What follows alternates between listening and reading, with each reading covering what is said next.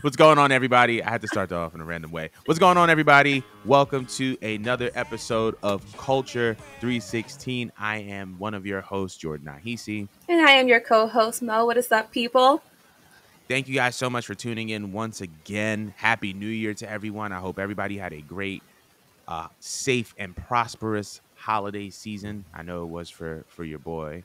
But we're not even gonna waste any time. If y'all know the drill by now. If you are on YouTube, be sure to comment, like, subscribe. If you're on Facebook now, because we're posting the shows on Facebook, be sure to comment, like, share the video. Also, like the page. If you were listening on Apple Podcasts, Spotify, or anywhere where podcasts can be streamed, be sure to rate the show, follow the show. That is how we grow as a show. So thank you guys so much for the support. First things first, I wanted to shine some light on an incident that happened outside of the wrestling world with Damar Hamlin. He was in the middle of a game with the Buff. It was I believe he plays for the Buffalo Bills, and he he was in the middle of a play, and I believe he did a tackle, or he was tackled. He ended up standing up and then collapsing on the field. That ended up leading to him being taken off the field after medical professionals tried to administer CPR, and it coming to no avail. The Bills have provided an update saying that his health is significantly improving. However, he is still in critical care. But I just wanted to take this opportunity to send my prayers to him and his family, as well as the Buffalo Bills as an organization. It's never good to see people who are taking part in a physically demanding sport, sacrificing their bodies for the sake of the game, for the sake of the people, get hurt in any crazy way. And I just wanted to just send my prayers and my love to him. And we at Culture are sending our prayers and our love to him. So prayers up for Damar Hamlin. But we're going to move on with the show. So after months of speculation, it is official. Mercedes Varnado is in New Japan Pro Wrestling as Mercedes Moné. She debuted this past week at Wrestle Kingdom 17 and challenged Kyrie for the IWGP Women's World Championship at Battle of the Valley on February 18th in San Jose, California. Obviously, we have been very much looking forward to the debut or the return of our girl Mercedes to the world of professional wrestling. And I wanted to know your first impressions on her debut, and just how do you feel that she's now officially back in a wrestling ring? Well, first and foremost, I had goosebumps when she came out, just because I feel like we all have been anticipating this moment, and it's finally happening. But let me just break it down. For me, first of all, with the presentation when she came out with her music, love the song.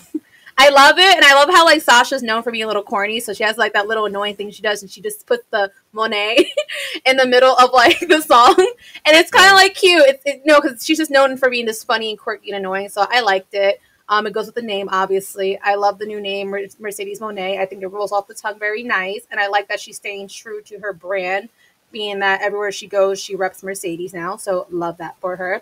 But the look was everything. Everything. I love how she came out with this Japanese inspired kimono, I think that's what you call it. It was really nice. I think the most interesting part that was a conversation for a lot of people was her hair, because we didn't know she was going to switch colors, because she's known for trying new colors when she does or enters a new era, and people are wondering why she went with this fiery blue thing going on. They're just was she biting off a Kiera Hogan or something? What's going on here? In my head, my interpretation when I saw the flames with the blue bob was more so she did not forget where she came from with the blue hair, because let's be honest, every single hair comes with a new era. In my interpretation, when she was with the purple, she was at her lowest. When she had the blue, she came back from her hiatus. She had a new frame of mind, and just kind of coming into who she is. But normally, when you see blue with fire, it's kind of the hottest flame, yes. But I took it as a phoenix rising from the ashes or something like that. And she's really peaking to be her highest form of self. And right now she's in the promotion that she dreamed about being in. If you call back to her Stone Cold podcast, she was saying how she always dreamed about being in Japan, but WWE calls. That's why she's here. Not that WWE is not a dream of hers, but Japan Mm-hmm. was like her biggest dream, and now she's living it. So she's Right. giving us a preview, and I do see that she's going to probably switch colors to like the orange reddish thing. I think that is just a transition. But I just love the presentation. I love the bob. Their new ring gear is fire. I don't know if her husband made it or if someone else did, but I love the new ring gear. I thought it was sleek. I thought it was sexy, but it still kind of held some old elements of Sasha Banks without completely letting it go. But she's still shedding the old skin. Now, getting into her being in the ring with Kyrie, that part was where it was a little bit controversial for a lot of people. But I thought it was, for the most part, well executed. I think I saw some nerves there with Sasha. Um, her voice when she was doing her promo was a little bit shaky. It was lower and slower than normal. I'm not sure if it's because she was trying to.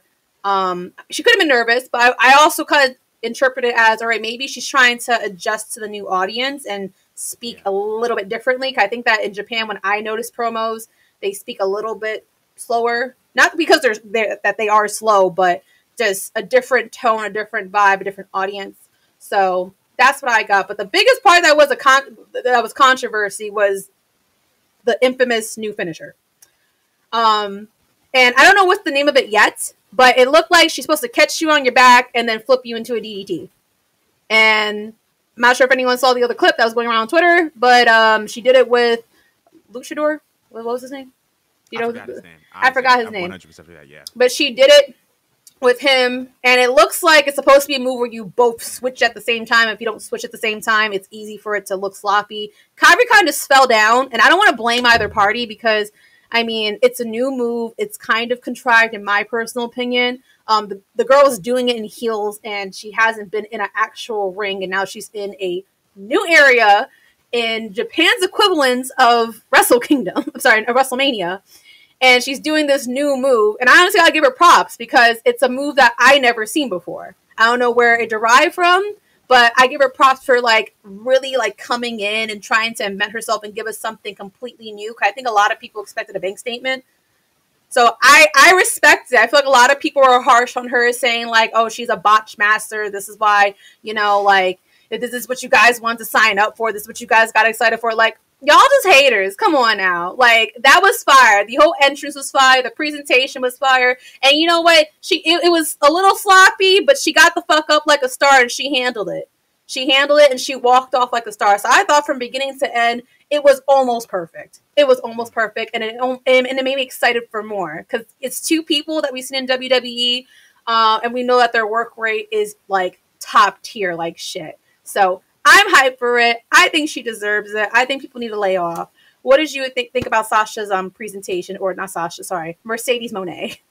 I honestly loved the presentation. I think that it's very, very very easy to not take into account that wrestlers are human beings as well.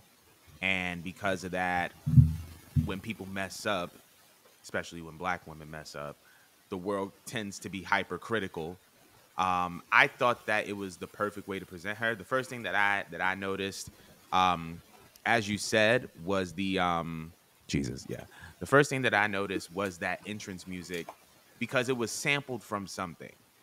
Like I heard the melody and I heard the track, and I'm like, she definitely sampled something, and I was like, that's bread. So I know that she put her mainstream resources to work I on think that Twitter one. said crisscross. I don't know what the Yeah, song yeah, was. yeah. That's what it was. Jump, Okay. probably jump because it sounded like the sample from Jump Jump. So Oh, okay, it, that's what it was. All right, it was go probably on. that. But I love the presentation. When, like you said, I feel like she was speaking slower. It was, but the reason why I think it was she was just being more conscious of the Japanese audience. If you notice, a lot of New Japan wrestlers who are English speaking tend to speak a lot slower than how you would speak in America, just because you want to be considerate of that audience. Not everybody's English speaking. You want people to get a chance to understand what you're saying and kind of be able to follow along. So I think it was that. Obviously, the botch was super controversial, and as expected, it was a new move. and the fact that she is trying something new. And once I saw that clip on Twitter, I thought that that move was tough. And once she's gonna land it, once she lands it and it lands perfectly, is gonna hit because that joint is so tough. This also just like leaves me very, very excited for their match on February 18th at Battle of the Valley, because we both know that like Kyrie was a phenomenal talent in WWE. She's been overperforming in New Japan, and she's had incredible matches in NXT, incredible matches on the main roster, good matches in Japan. Obviously, the Sasha Banks resume speaks for itself. The Mercedes Varnado resume speaks for itself when it comes to matches. One of the people who has been able to consistently produce some of the greatest women's wrestling matches of all time. So when it comes to their match on February 18th, I think it's going to be phenomenal. But going back to the presentation, I think that she was presented as a star, which is exactly what she should be treated as. You bring somebody like Mercedes in, she automatically gets put in the main event spot. No questions asked. And so I think that this is really, really dope for her. Really, really exciting. Like, once again, I love the hair, the outfit, everything. It felt like a new version of her, which I think is what you can, the most that you can ask for. Also, sidebar on that, shout outs to Naomi and Bailey for popping up and being by her side and supporting her in Japan.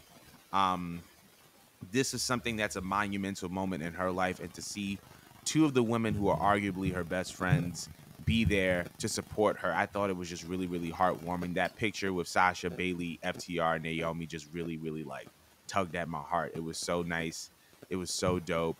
Um, and I'm just very, very excited to see where Mercedes goes next. And speaking of that, hold on, my bad. I'm just speaking of that, she had a post-show press conference. Mercedes had a post-show press conference after Wrestle Kingdom 17, and she said that New Japan Pro Wrestling was lucky to have her first, and also stated that this is just the first stop on her tour of world domination. So now that she's in New Japan, she has the title match February 18th. Where do you think Sasha shows up next? Where do you think Mercedes shows up next? Hmm. Honestly, I think with her being such a big draw, I could honestly see her pursuing her dream and just staying in Japan and doing Stardom and just Mm, elevating that division. She didn't mention a lot of names that she'd be happy to work with. You could tell that she probably wasn't watching it like steadily because she kind of botched a mhm, few of the names, but it looked like she was more interested in showing up and dealing with those female talents in Stardom than she was in AEW. But I could see her working in AEW for the simple fact that they do have like connections with New Japan, and I think they may also at Stardom. Do they? I guess because okay. like Stardom is like underneath. Underneath New Japan, yeah. Yeah, so it's just like I could see her doing both, but I honestly feel like with the way she came out in New Japan, I'm actually very much interested in seeing her in Stardom a little bit more than AEW. Could they use her? Yeah, but I feel like there's more to be done if she stays in New Japan. If she does Mhm. go to AEW, there's only like a few talents that I feel like I'd be very interested in seeing her work with. But I feel like considering with the whole way she tried to reinvent herself, and I don't want to say exactly simulate to the culture, but like she tried to like really like readjust herself to be tailored for this audience. It just feels like she's trying to prepare to go there after what I saw.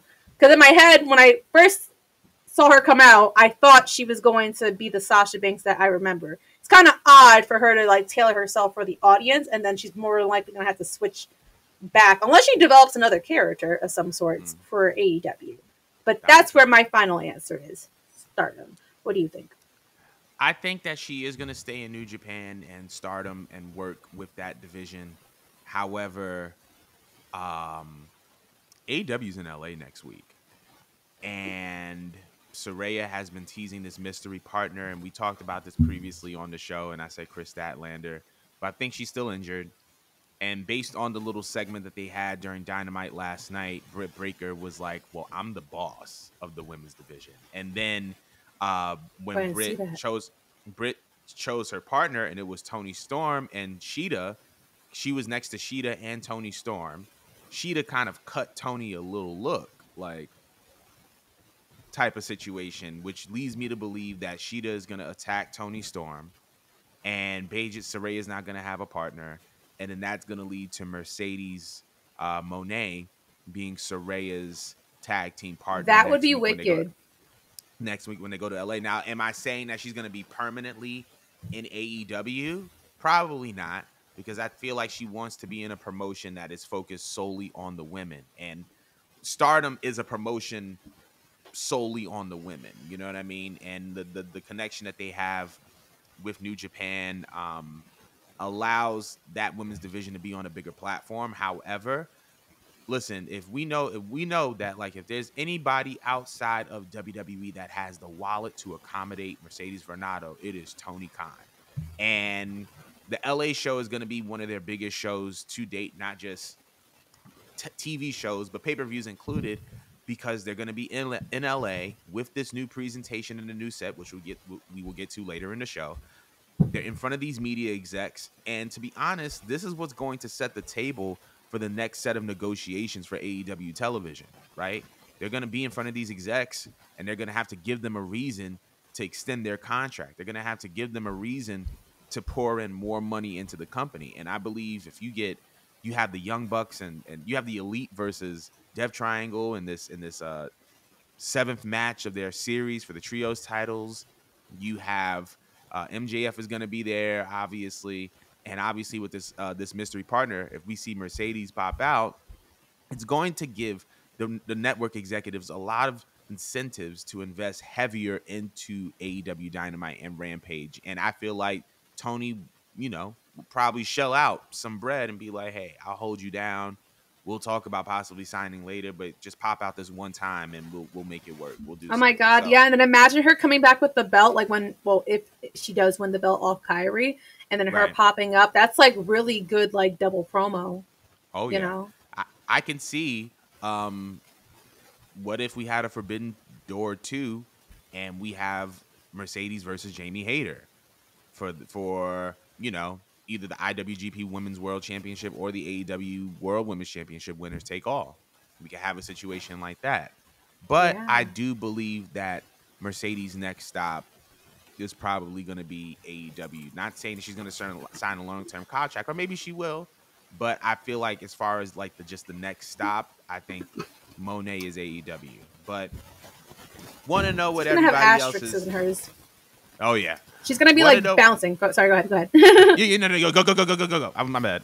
No, I was just saying, like, I can see that she's gonna have like an asterisk in her contract to where she's not gonna be signed to one location. She's gonna like be flowing back and forth because she is gonna be like their it girl. But I'm sorry. Go ahead and ask the audience the question. but we want to know from you guys, where do you guys think that Mercedes is gonna show up? Do you believe that she's gonna be in AEW this week? Do you believe whatever? Where do you think she's going to stop next? But we are moving on. So, that wasn't the only big development from New Japan's biggest event of the year.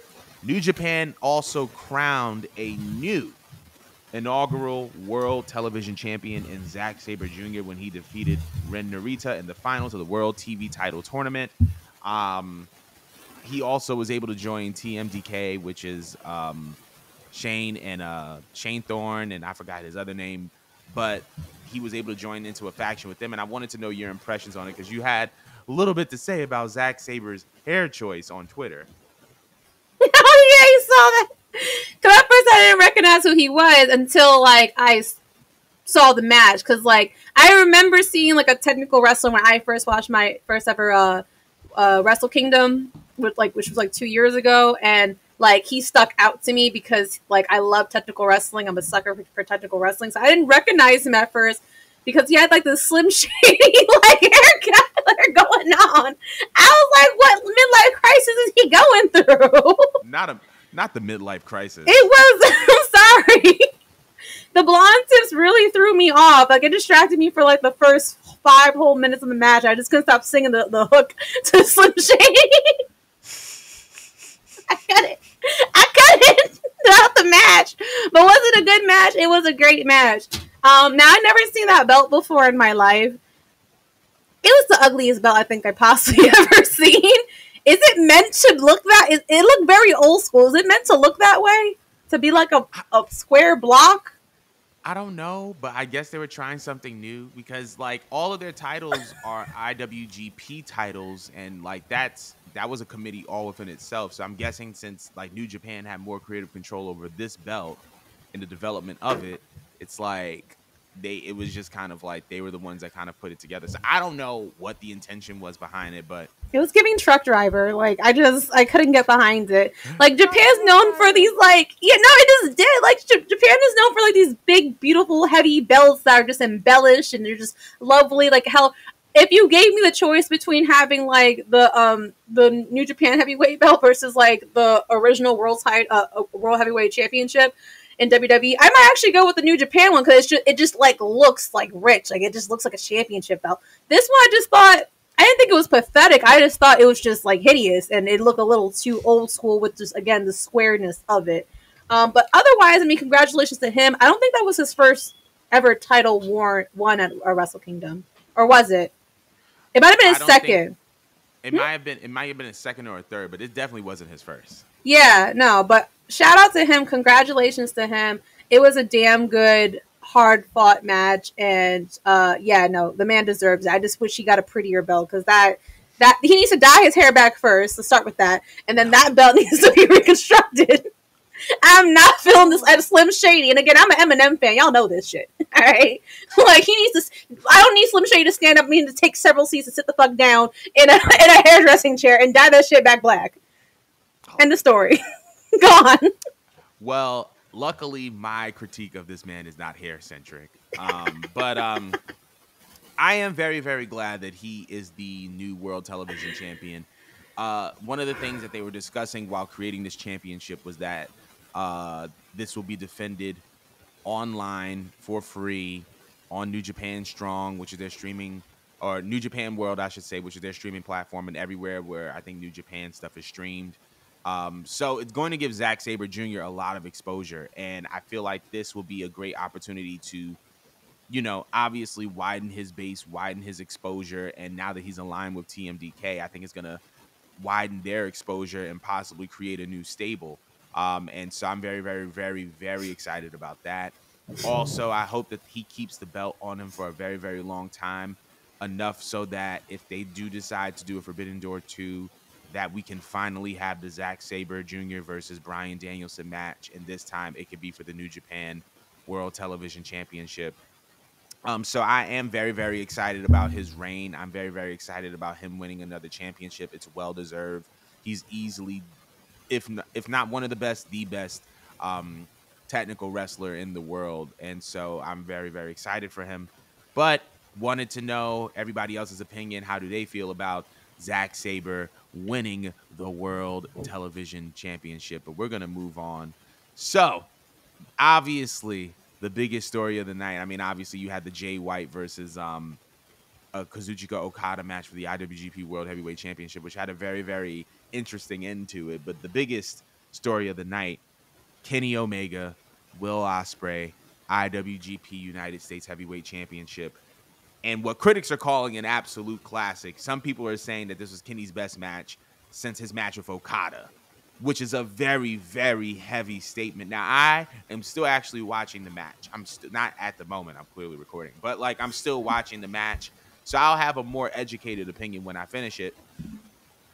God bless you. But, thank you. But I wanted to give Mo the floor for her to share her impressions on the match. Because you have had a lot to say. Oh, I just love this match so much. Like, besides Mercedes, man, like, this was the match that, like, I was fiending to watch. Like, fiending to watch. Mainly because we know that these two have, like, a history with one another. They genuinely do not fuck with one another. We covered that in the previous episode. What is the beef between Kenny and Will Ospreay? And I also got some, like, further information through a source about, like, why Kenny does not like Will Ospreay. And it started off with Ibushi. Apparently there was a spot that happened that did not go right, and it left a fucking dent in Ibushi's head. and Kenny obviously has close relations to Ibushi. I mean, weren't they like the golden lovers back in Mm-hmm. Japan before? So yeah, that's where it started, and it kind of just snowballed into a lot more. And the way they built like the feud up between these two just made it just so much more exciting. And they referenced that. Not like in a promo, but what do they call it? The like a media Package? scrum. Huh? Sorry. Oh, yeah, the press conference. Yeah, Yeah, the press conference. Like that's what I think motherfucking I think Will Ospreay threatened Kenny with. But they also mentioned all the points that we said on the show about what Will has to go through versus what Kenny had to go through when he was in New Japan. That like, bro, like I've been holding this fucking promotion up on my own back. Like you don't understand. And on top of that, people keep comparing me to you. Like, you know, I'm my own person.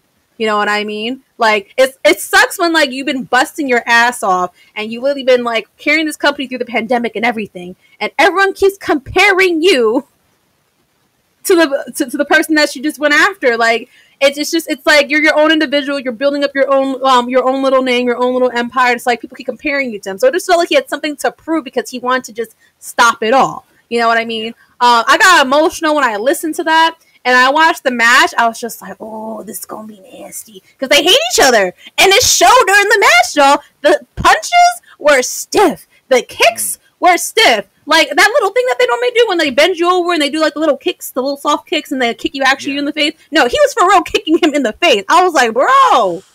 There were some spots where I was just like, I can't tell if, like, they were just being, like, clever with the way like they're trying to counter, but there was like this one spot where I think that they were on the apron and Will Ospreay was trying to go for an os cutter, and for some reason Kenny just decided to use his knees. It's just like, why would you use your knees? I felt like that was on purpose. I felt like he had a different counter, but he's just like, no, fuck this, man. I'm going to use my knees and fall back and grip the rope and let him land his back on my knees because he was on the ground and he was pissed. Will Ospreay looked pissed. Play that back. He looked pissed. There was another crazy part in the match where like they were like on a lot of crazy spots off the top rope. And it like looked like he was doing like some form of like a DDT. There's probably a better name for it, but the way he dropped him and he started bleeding, I was like, "Yo!" Then there was this other part. Where like Kenny was just banging this man's face through the table, and you know how hard those. You know how hard those tables are. He was just banging his face through the table, and before that. He put the table on top of him and stomped a hole through the table on his back. Like, he hated this man.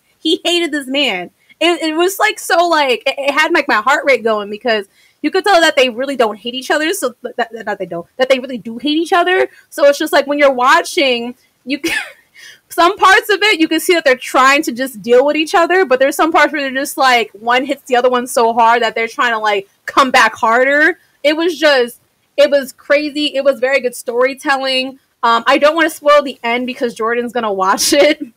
I mean, do you know the ending already? Like who won, at least? I know who wins. Yeah. The storytelling in the match was just so beautiful. The pacing was like perfect. It definitely picks up and gets crazier at the end. But, oh my God, it was just wonderful storytelling. At the end, I'm not going to front because of the way that they built Will Ospreay up. And like he has you feeling sorry for him. Like he really has you feeling sorry for him. There's no other way that they're gonna give this to Kenny. No, but they ended up giving this to Kenny, and it leads me to think that there has to be like some form of a trilogy or something going here that they're gonna take this and run with it because the first time I didn't understand it, and that's why I have to go back and rewatch it. At first, I was pissed. I was mad. I was just like, "Why would they do that? Like this could have been the end to a beautiful story." But I'm like, no, this is the beginning to like one of the greatest feuds since Kenny and Okada. You know what I mean? Here, I was gonna say, here's what I will say. Even though I'm still watching the match, yeah, go ahead. The moment that I found out that Kenny won, I feel like that was part of like the business arrangement between New Japan and AEW. Really? Why? Like, because it's like. Kenny is one of your biggest, like Kenny, regardless of what's been happening over the past 3 months, 4 months, Kenny is one of AEW's biggest stars. So it's like, if we give you Kenny Kenny can't lose. Kenny got to look strong. We'll bring in, and 9 times out of 10, what's probably going to happen is, it's just my prediction. There's probably going to be a rematch on Dynamite or big AEW pay-per-view, and it may culminate at Forbidden Door, if there is a second Forbidden Door. That way, New Japan gets theirs, AEW gets theirs, and then they both get the final. I That feel like makes that's sense. fair. I feel like Yeah, that's fair. because the way that they had Will Ospreay lose, it made him look like he went out like giving it his all, like he exhausted himself.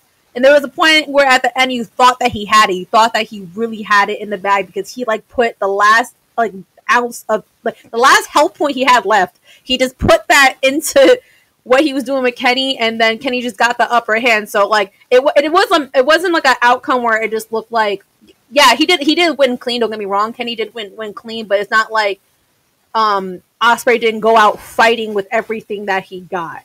You know what I mean? So it does make sense to leave that wiggle room so that this could be brought over to AEW, or this could be like a 3-part thing. Which I think it actually deserves to be. Like, once you watch it, you're going to be mind blown.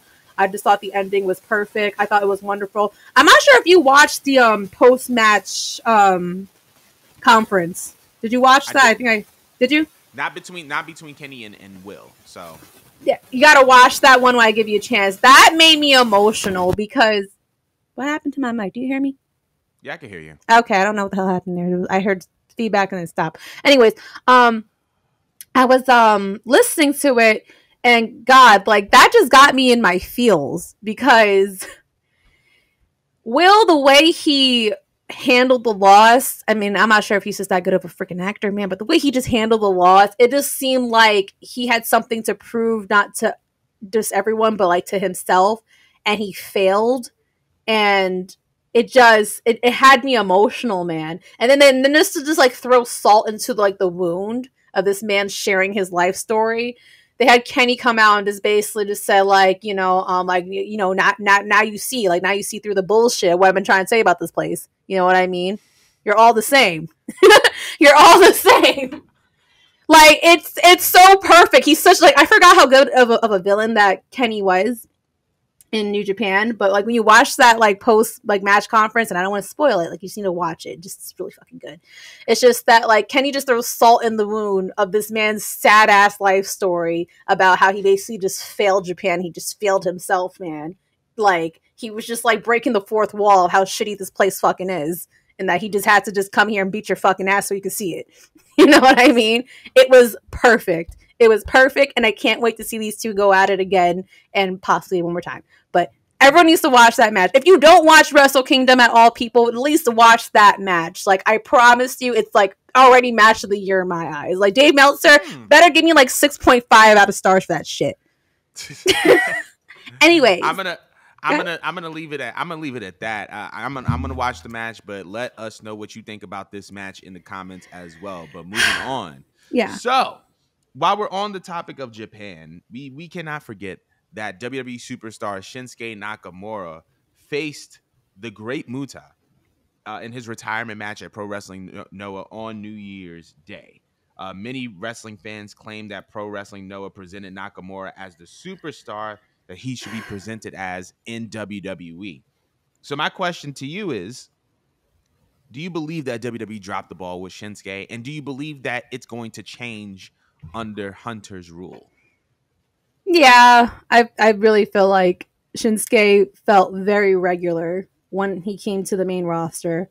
And I noticed it as soon as they changed his music, and I had a feeling it was going to happen as soon as they changed his music. Not that I don't like the Korean rock, or not Korean. What is it, like Korean rock? Is it? I forgot. Some Japanese rock. It was really good. I had a feeling as soon as they tailored that he just wasn't going to feel the same, and I think that they tried to do a callback with AJ and Shinsuke, and it still didn't feel the same at all. It was nothing like what they did. Shinsuke just felt like, to me, more of a comedy act. They kind of made him more act like the stereotype. My Give me one moment. My freaking charger fell out of my laptop. But yeah, no, it just felt as though that they didn't want him to feel better than AJ for some weird reason. Again, I'm not sure if it was like a cultural thing that Vince just didn't get Shinsuke, but the best he was as far as WWE goes is like when he was in NXT. I think if you gave it some time, Hunter probably would attempt to fix it so that Shinsuke doesn't attempt to go anywhere. Because if I was Shinsuke, I'd be pretty pissed off of everything that you know I'd done in Japan and just flying all the way out to America and going to WWE, the promised land of all pro wrestling, and someone literally just kind of just fizzles out all of your work. But I do think like you could salvage it. You most definitely can. It's just that will like the current WWE fans care at this point because they haven't seen the best version of Shinsuke, and I think a lot of people that are casual viewers have not even watched his previous work to understand why he's that important, or watched NXT 1.0 to see why he was also like chosen. So that's just my take on it. What do you think? Personally, I first of all shout outs to the Great Muta for a legendary career and for in his last match putting over Shinsuke Nakamura because he did not have to do that. If he wanted to take the win, he could have done that. Mm-hmm. Um, as far as did WWE drop the ball? Absolutely. I think that Vince kind of didn't know what to do with him Mm-hmm. after he came up from NXT. And the funny thing about it is that when you watch read some of Shinsuke's interviews about him coming to WWE, he was saying like he didn't come over to, be the main event guy all the time. Like he wasn't trying to have like these 5-star matches that everybody was trying to, have him have in WWE because a lot of them were stiff and unsafe. And he talked about how unsafe Japanese wrestling was. So I don't think that he's necessarily like in a place where he is like hell bent on like trying to be a main eventer. So I think that that's maybe another reason as well. However, I do believe that WWE still dropped the ball on him because even though that may have not been his intention, he was naturally a main eventer because of how naturally charismatic he was and how Mm-hmm. good he was. Mm-hmm. So I also believe that Vince dropped the ball when he came to the main roster. I do believe Hunter can rebuild him. I do believe that there are things that he did in that match against Muda that he can carry. I would love to see Shinsuke with the Green Mist. Oh yeah. That's because that's what he did to take out the Grey Muda was that Mm-hmm. Green Mist. I would love to see Nakamura incorporate that into what he does at WWE. Is kind of like him kind of carrying on his legacy. But I do believe that it is not too late for him to be rebuilt and presented in a way that the WWE fans can care about because I feel like people love Shinsuke and rightfully so. He's so good. He's so charismatic. He's great in ring. He can put on great matches, but just let Shinsuke be Shinsuke. And I Mm-hmm. think that the WWE will have another star. But want to know what the people think about this. So let us know if you believe that Shinsuke Nakamura can be rebuilt in WWE. But we're going to be moving on. So last night on AEW Dynamite, they were in Seattle. It was the first AEW Dynamite of the year. They presented a new look, a new set, and I personally think it's absolutely gorgeous. But I wanted to know your uh standpoint on the AEW new look. I want to open up this picture so I can look at it again. Um, I like it. Like I said, I thought before it looked really cheap, very indie like. It did not look like a freaking billionaire owned this company. Like I said, if I were to like have a casual watch AEW, they're going to just naturally assume based off of the way that the stage looks that all right, like this company probably doesn't have a bunch of money. It's definitely not like what WWE is. But this, while a lot of people are saying, oh, it echoes WWE too much, I think it's needed. It looks sleeker, it looks nicer, but it's not overly polished, and they didn't lose all of their old elements. They still have the tunnels going on, but everything just looks a little bit more modern, which is what I think it needs for a company that is ever growing. So I think it was a great move. I love it. And it makes me interested to see would they try to get more creative when it comes to like pay-per-view stages, similar to how WWE will, or this is just going to be like the default stage like they've been having for the last 3 years. What do you think? Hmm. Personally, I love it. I definitely thought it resembled WWE, but there's a reason why WWE sets work. They work because they're modern, they're sleek, technologically advanced, and I feel like this was definitely the move for AEW. You can definitely see the WWE influence on it, but the fact that they retained elements of their old AEW set that allow it to be distinct and different, I think is what Mm. makes all of the difference. So I'm glad that they still kind of have the tunnels. Even the announcer's desk looks super tough, super sleek, super dope. I just think that overall it just boosts the Oh, it likability of the does. product, and I think that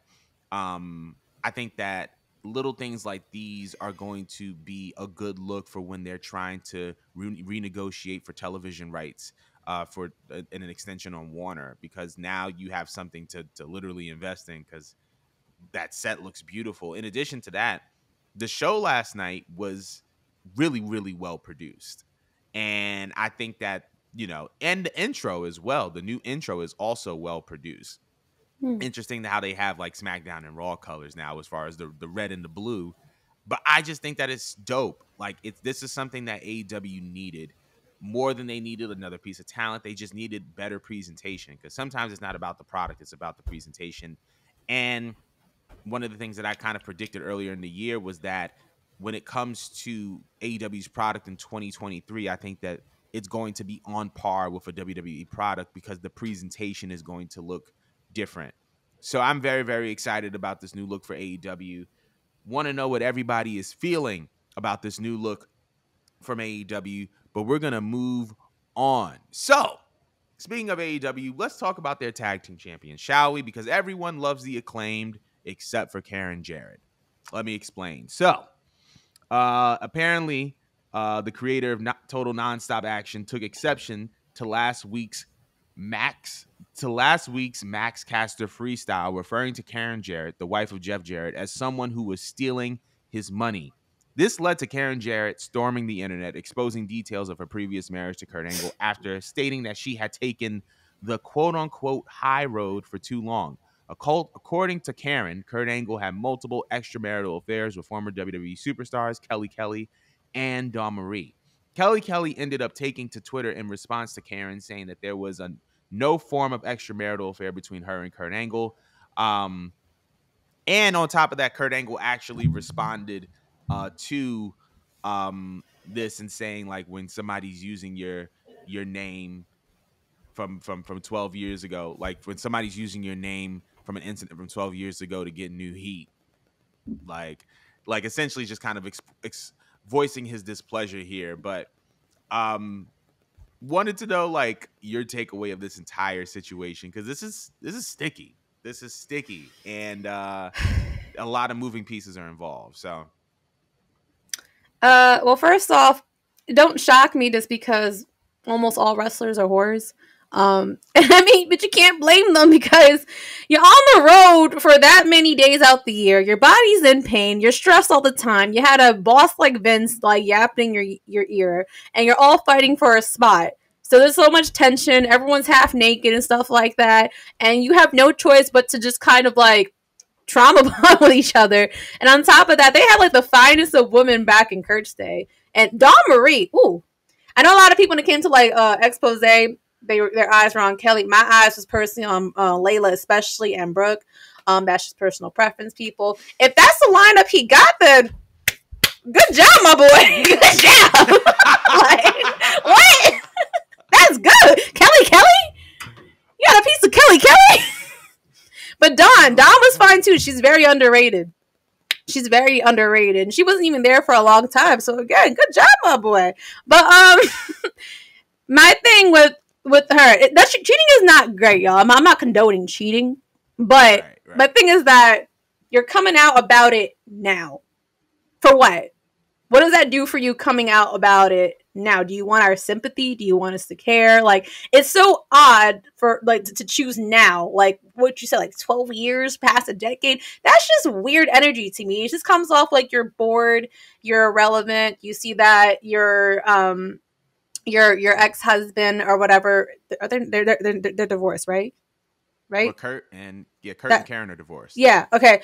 Like that you just see your ex-husband like doing well for himself despite the fact he's not wrestling anymore, that everyone loves him, he's very beloved. I feel like it just comes off like you're bitter, you're spiteful. Even if it's true, it comes off like you're bitter and you're spiteful and you just want attention. And it's just like if it was that serious and it really bothered you, take it up with a therapist. Cause crying to the internet's not gonna do nothing for you, ma. It's not. It's not. You know, you're gonna get some, some sympathy tears or whatnot, and some people be like, "Oh, Kurt Angle's a bad person." But at the end of the day, if you be realistic and you go down the line, for most wrestlers, a lot of your faves were whores. I mean, John Cena was a whore at some point, and he was like the face of the company. You know what I'm saying? Right. You know what I mean? But that's just it's kind of life. She kind of needs to put on her big girl pants, and again, she needs to go on BetterHelp or some shit like that. Go find you a therapist, ma, because like going to the internet just kind of makes you go out more sad. Because why, why Right. bring other people into this? Like Kelly's married right now. She is working on having a kid. Kurt has moved on, had his own family. It comes off like you haven't moved on. I'm not saying what he did was right. It's not. But it's just like you need to go find a different means to heal instead of trying to drag others into it and just create unnecessary drama. Because what is there to gain out of it? You're not even getting any coins out of it. Like you're not. You're literally not. It's nothing but Right. just temporary clout. And I promise you, we're all gonna forget about this by next week. So what was the gain? What were you bored? Are you bored? That's just my take on it. But what did you think? Man, some people just need to pack it up. Honestly, we all know that Max Caster comes out. He does these freestyles. He's normal. He's naturally disrespectful, and it's only when you do stuff like this. And I think that she was showing her displeasure or disdain for it. And it's like, okay, that's fine. I understand that. But do you realize when you do stuff like that, you're only increasing the popularity of what Max Caster just did? Like now he's just gonna keep going, and now he's gonna go harder, just off of that. And then now and then she was on the internet talking about like, oh, I can't wait to meet him, bro. You ain't swinging on nobody. Karen, Jeff, yes, Jeff hitting cats with guitars. So Jeff, yes. Karen, you ain't swinging on nothing.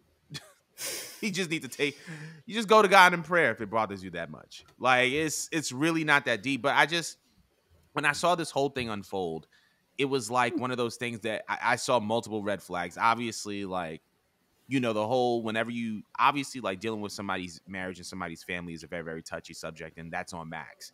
However, it's like Jeff now holds an executive position in the company. So it's like, is Jeff going to use his executive powers to advance his personal agenda by letting Karen get face to face with Max Caster? Like, you really going to let this 20 something trigger you like that? After how many years you've been connected to this incident or whatever the case may be. Also, dog, if you claiming somebody cheated on you and sis come out in public and was essentially said, ma'am, I never wanted your man, just delete the tweet, hang it up. It's over, bro. Like that's just a masterclass in going down bad. And it's just like you said, like there are different ways of healing and coping than going on the internet and using your Twitter fingers. There are different ways of healing than that. And you need to seek therapy and you need to seek help. And it's just really, really weird. There we go. There's that word again. It's really, really odd of you to be in your 40s and your 50s and you're mad about a bar from a 20-something-year-old who's on his first tag team title reign. Like, bro, like, you supposed to shake that off and be like, all right. But the fact that you're so triggered about it now, are you using this man for money? Like, that's what's going on in my mind. Because this is like, this ain't nobody been this triggered. Mind you, this man had one of the most disrespectful lines about John Moxley's wife and Renee Paquette with the oral sessions and stuff like that. And he just took it to the ring. You didn't hear him go on Twitter and you didn't hear him doing da da da da da da. So it's just like, so It's wait, a he gimmick. could It's a hold it stick. down. Like no one's Right. safe from it. He could hold it down. She could hold it down. Yeah. You can't. You're not even in the company, bro. Like, come on now. What are we doing? But want to know what everybody else's opinions on this Max Caster versus Karen Jarrett situation. Obviously, the Acclaimed retained their tag team titles against Jeff Jarrett and Jay Lethal last night, and maybe this was kayfabe, but I just thought it was weird. But anywho, from one wrestling family to another, from the Jarretts to the Flairs. Charlotte Flair returned during the end of the year episode of SmackDown to defeat Ronda Rousey and became the new SmackDown Women's Champion. With this title win, she becomes a 14-time Women's World Champion. Do you believe that she should have won the title when she did? Let me rephrase that. Do you believe that she should have won the title this soon into her return into WWE?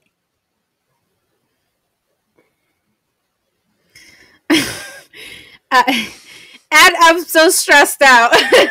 I'm so stressed out just because I can't stand Ronda. Y'all heard me bitch about Ronda for all these weeks and months, and it's just like, yay! Like, you closed the door on one problem and you got the belt off Ronda, but you wasted it on Charlotte. And it just seems as though, like, as things change, having Triple H here, the shit also is the same because she's been gone for like what, 7 months, on this Mm-hmm. extended honeymoon phase.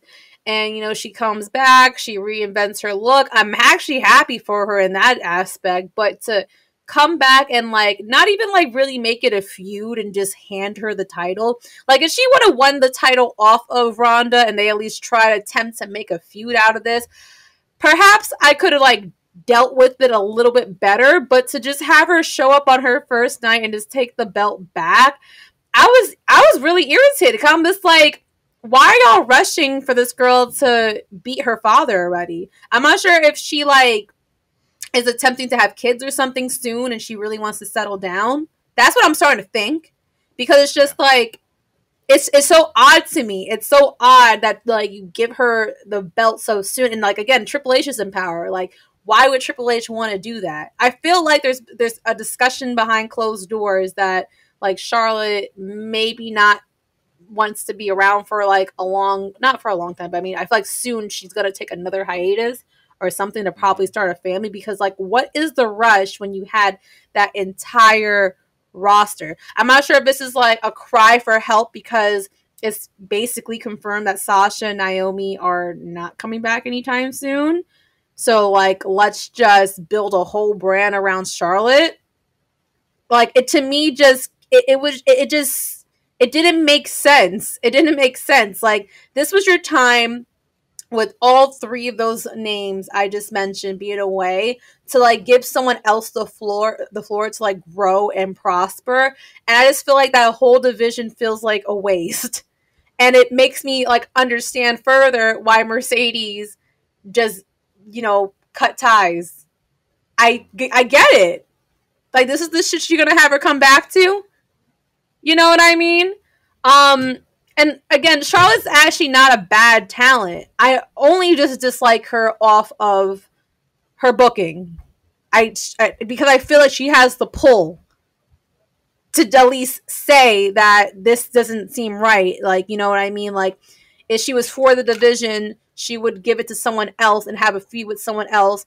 Let someone else take the belt off of Ronda, build that star up, and if you want to give it to Charlotte, have Charlotte get in the back line and work for it with everyone else. Why did she just pull up, get a title shot, and just win it on the first night? Again, like, I feel like something is being discussed behind closed doors, and that she has to, like, be wanting to start a family or something soon. There's, like, no other way that you want to make her the face of your division all over again, and then you have her come back with this new look. Like, it's just like, I feel like it's really a response to the girls that everyone wanted to come back and take the belt off of Ronda. I feel like it's a response of that. And that's the part that just gets frustrating to me because it's just like, for what? Like, is it helping your company? No. Is it helping the division? No. It's still the same few females. At this point, if you're going to give it back to the same person or give it back to a person we already seen with the title, I'd much rather it been Becky. I much rather, if you were gonna pull that fuckery, I'd much rather it had been Becky. I would have been like, all right, eye roll, we've seen this shit before. But I rather have just seen a feud between them since they never really had, like, the proper one-on-one mom versus mom feud. And Mom versus mom is crazy. I I much rather have that bullshit, Oh God. but I Oh. can't. Like, and by the way, can I just comment on the outfit? It is tacky. It is tacky. It's a hybrid between like Michelle McCool and Jamie Hayter having a baby, and Charlotte does not have the ass for that. I'm sorry. If no one's gonna say it, I will say it.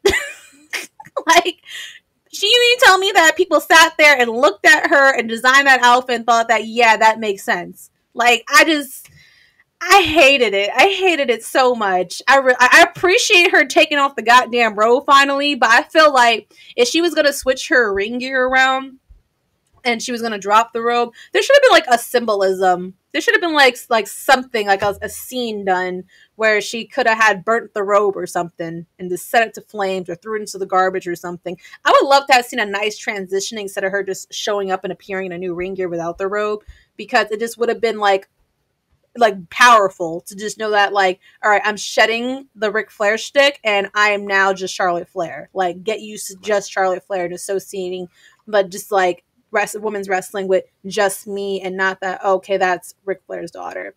So that was my other little ick. But what did you think about this fuckery? So you're gonna hate me. You like it, I don't liked you? it. I liked it. This is why we don't get Here, along. hey. All right. This is one of the rare times we disagree. This is one Now of I'm the rare sick of times we him. disagree. I want a new So here, co-host.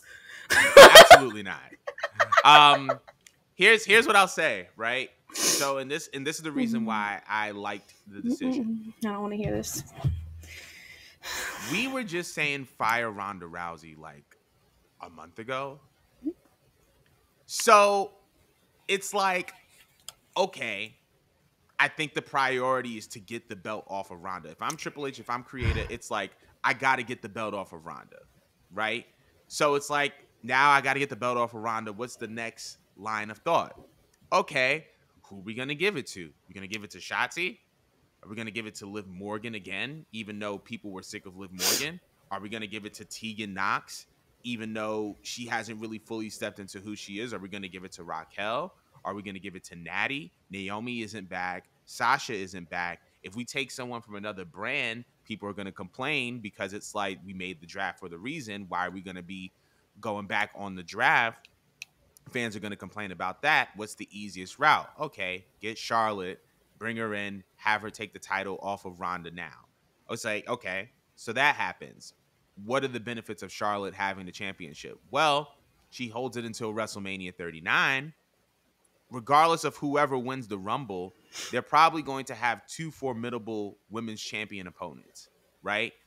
Like whoever wins and says they want to challenge for the SmackDown Women's title can go to SmackDown and they can face Charlotte. And for me, I'm thinking about Rumble winners. I would love to see Rhea versus Charlotte in person for the SmackDown Women's Championship now.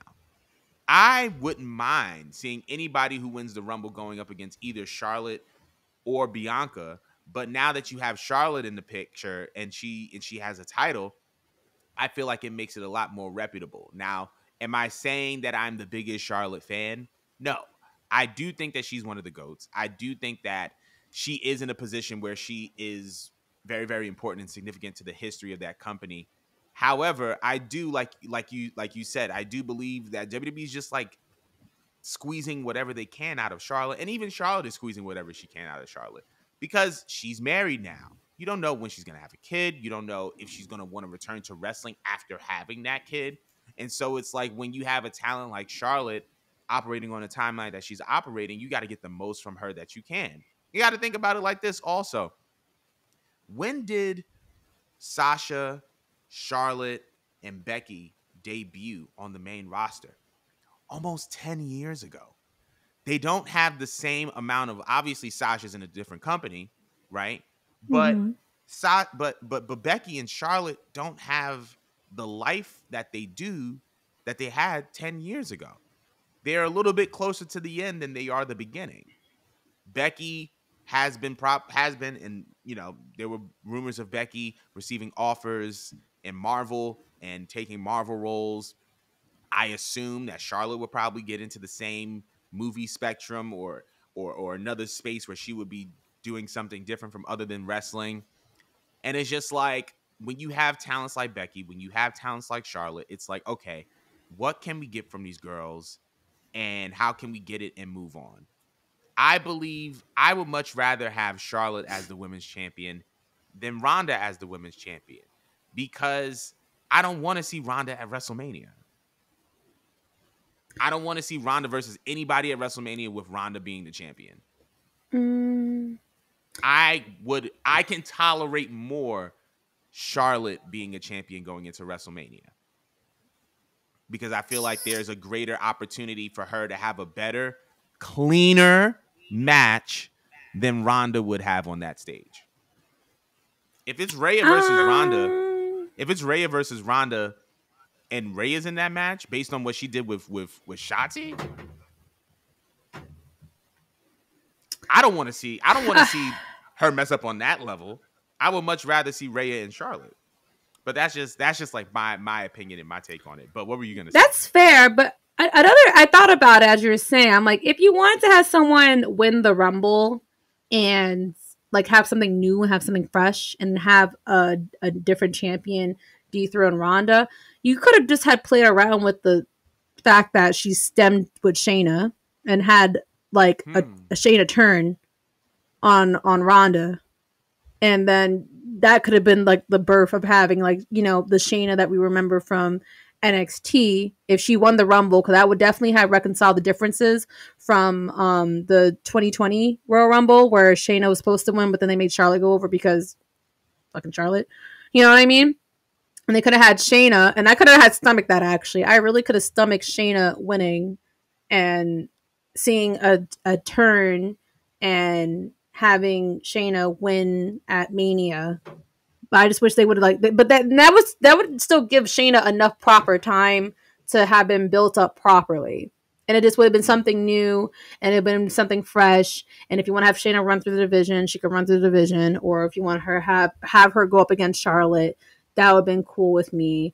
Because it's just like if Charlotte wins, then what do we do here? Because my biggest frustration with Charlotte is that her matches aren't bad. We know that she's good at wrestling. It's just that she doesn't really elevate the division in any type of way.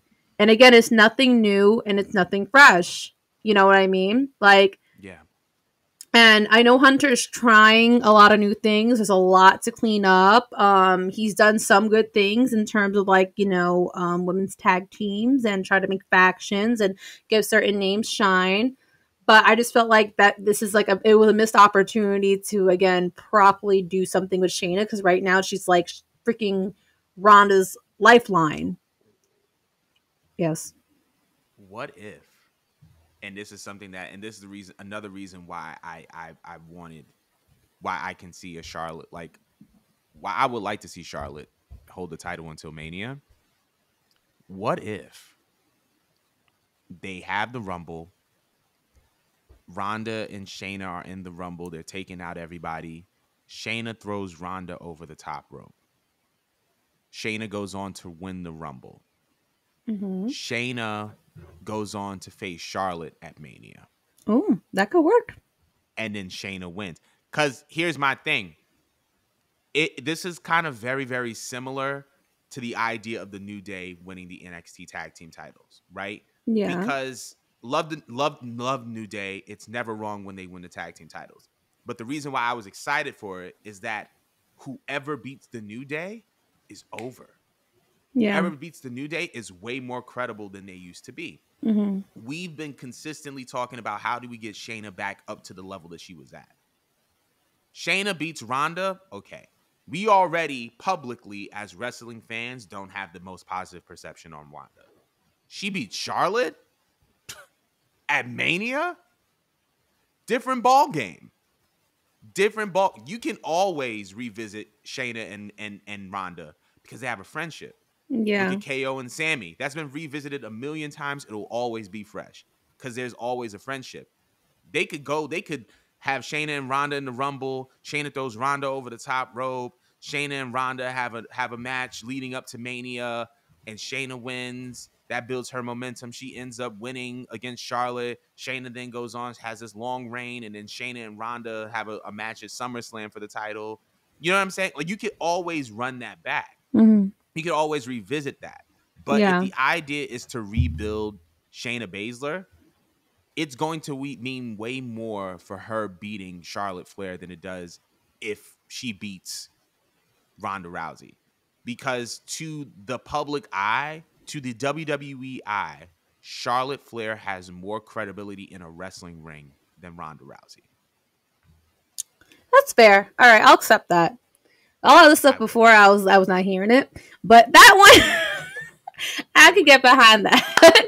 The only reason why I pitched Shonda, I just merged their names. Shonda.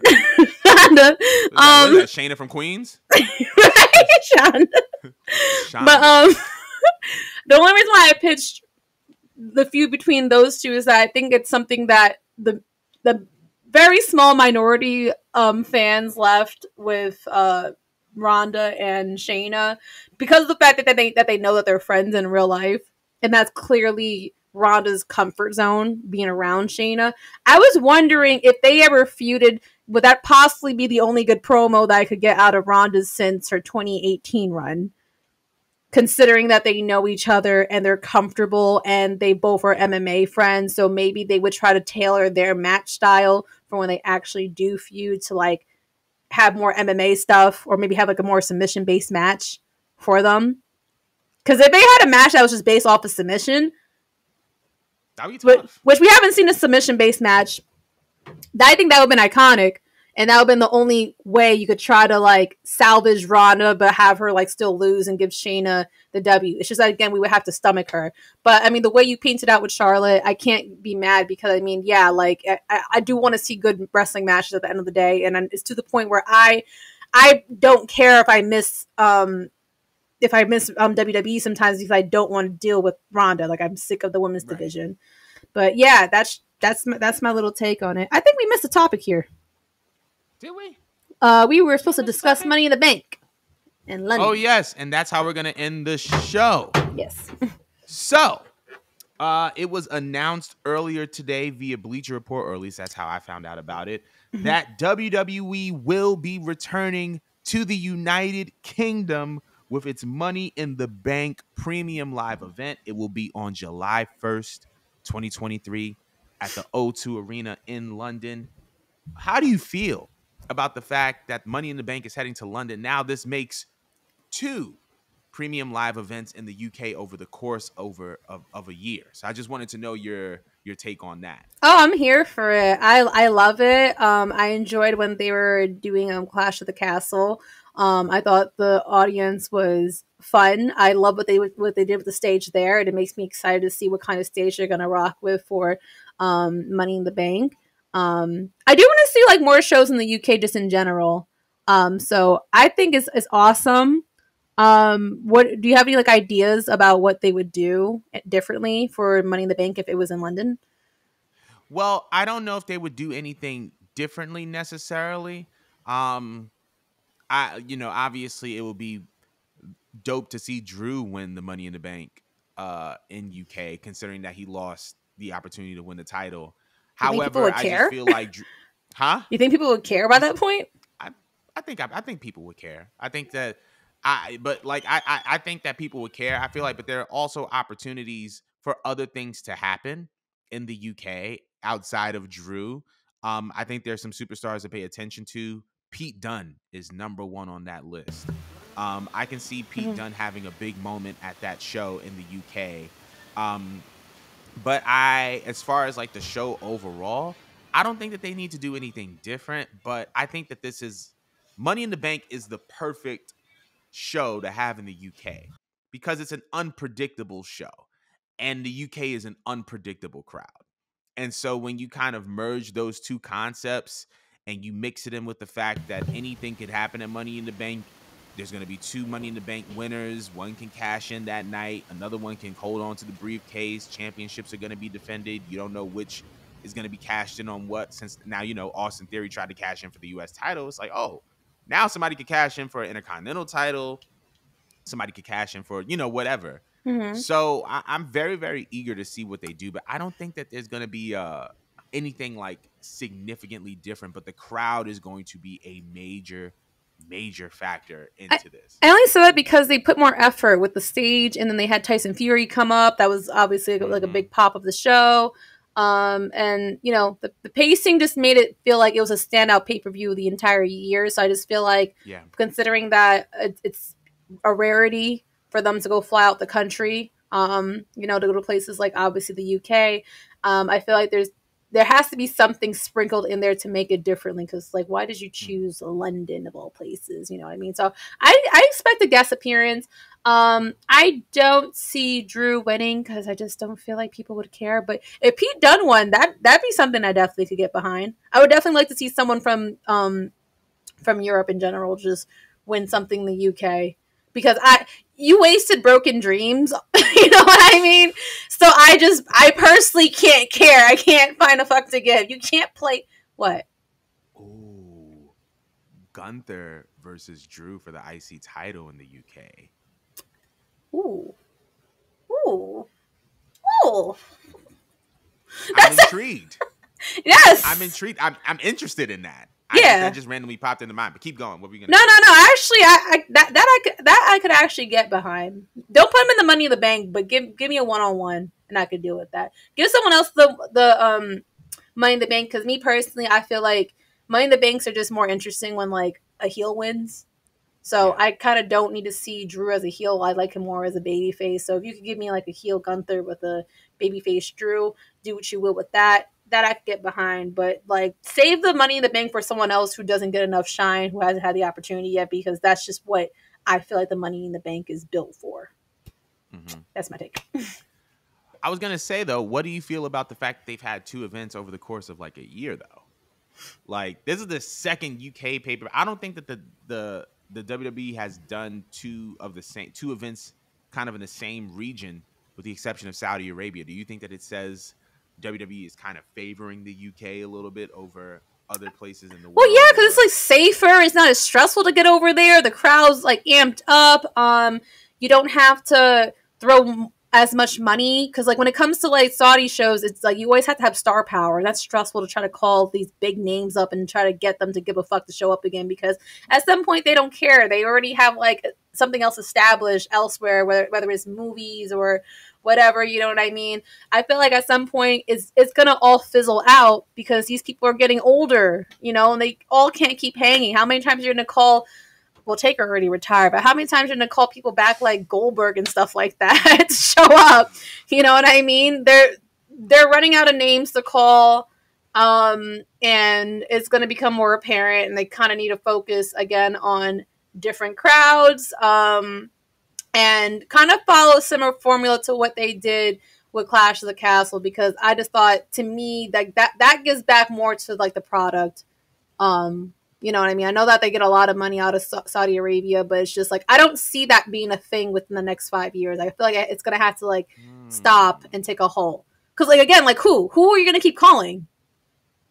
That's why you need to work on your freaking interesting? division, because you know what I mean. Like, another 10 years from now, like what's gonna happen? Who are you going to call to get ratings up? You need to have people, now that are on fire, so that, you know, when that time comes and you need a big name that's going to be a draw, and you have a newer form of audience that's coming in, that's growing up, you need that era, because they're not good at that point. They're going to be obsolete. The names that we pay attention to and that we know now, they're going to be so obsolete, or they're going to be old, that it's not going to matter. They're not going to draw a dime for you. So keep it in the UK. That's what I think. What do you think? I think you were spot on. The UK is a lot safer to get to and safer to navigate. Obviously, the UK and the US have positive relationships from a government standpoint because of Yeah. that. You don't have to worry about cats being left behind and Mm-hmm. all that. So, and you have multiple WWE superstars who are from the UK who have a strong relationship with that region, whether it's Sheamus or Pete Dunne or Drew McIntyre. You have like that relationship going, and you want to keep that going and strong. And just not to mention the fact that the crowds are just so amazing. And I feel like if they are committed to the UK long term, they're just going to want to do as many events there as they possibly can. So that's that's my take on it, honestly. But we want to know Yeah. what y'all feel. How do you guys feel about Money in the Bank being in London July 1st at the O2 Arena? It looks like that's going to conclude our show for the week. Thank you guys so much for tuning in. Be sure to like, comment, and subscribe. We're almost at 50,000 views on our YouTube. So shout outs to everybody that's watching on our YouTube. We've Hey. been posting a lot of content on there and a lot as well on our TikTok. My hard drive is starting to get better, so I'll be a lot more consistent with the posting and everything like that. But thank you guys so much for tuning in, and we'll see you guys next week. Whoa, whoa, whoa, whoa, whoa, whoa, whoa, whoa.